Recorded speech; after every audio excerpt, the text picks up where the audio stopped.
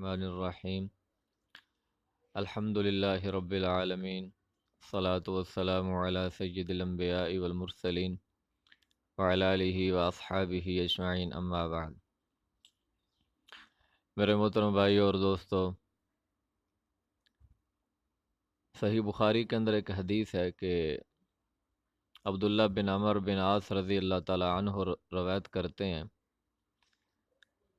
کہ ایک آدمی نے پوچھا، یا رسول اللہ، اسلام کا سب سے اچھا عمل کون سا ہے؟ ای الاسلام خیر، اسلام کا سب سے اچھا عمل کون سا ہے؟ تو آپ صلی اللہ علیہ وسلم نے فرمایا، تطعم الطعام، بھوکے کو کھانا کھلانا، وتقرأ السلام علی من عرفت ومن لم تعرف،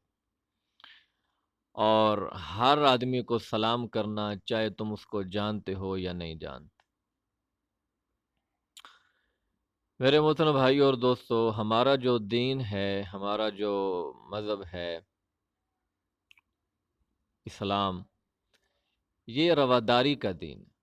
یہ محبت کا دین ہے، یہ الفت پیار کا دین ہے، انسانیت کا دین ہے۔ اگر یہی انسانیت آپ نکال دیں، رواداری، محبت، پیار، الفت، باہمی تعاون، یہ اگر چیزیں آپ اپنے مذہب سے نکال دیں، اسلام سے نکال دیں، تو پیچھے عبادت ہی صرف رہ جاتی ہے۔ اور وہ عبادت کرنے کے لیے تو اللہ پاک کے پاس فرشتے بھی بہت زیادہ ہیں، اس کی تو کمی کوئی نہیں تھی۔ تو ہماری خصوصیت یہ ہے کہ ہم آپس میں الفت کے ساتھ رہیں، آپس میں رواداری کے ساتھ رہیں، آپس میں ہمدردیاں بانٹیں، آپس میں پیار تقسیم کریں، اور اسی ہمدردی اور رواداری کی ایک شکل یہ بھی ہے کہ آپ ہر بھوکے کو کھانا کھلائیں۔ اب دیکھیں، جب آپ کسی بھوکے کو کھانا کھلائیں گے تو یقیناً اس کے دل میں آپ کے لیے ہمدردی آئے گی نا، آپ کے لیے پیار ہی آئے گا،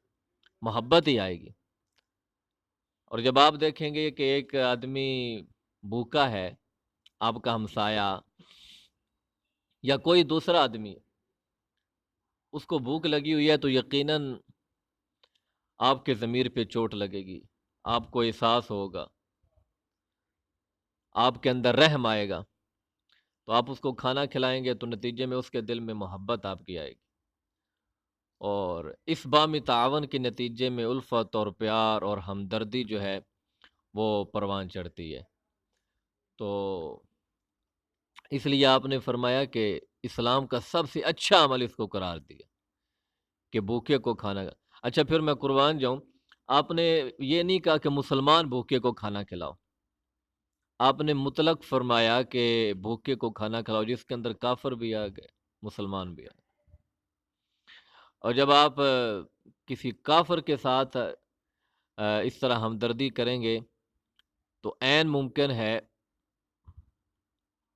کہ وہ آپ کے اخلاق سے متاثر ہو کر اسلام کو سمجھنے کی کوشش کرے گا کہ جو اسلام، جو مذہب اتنے پیار اور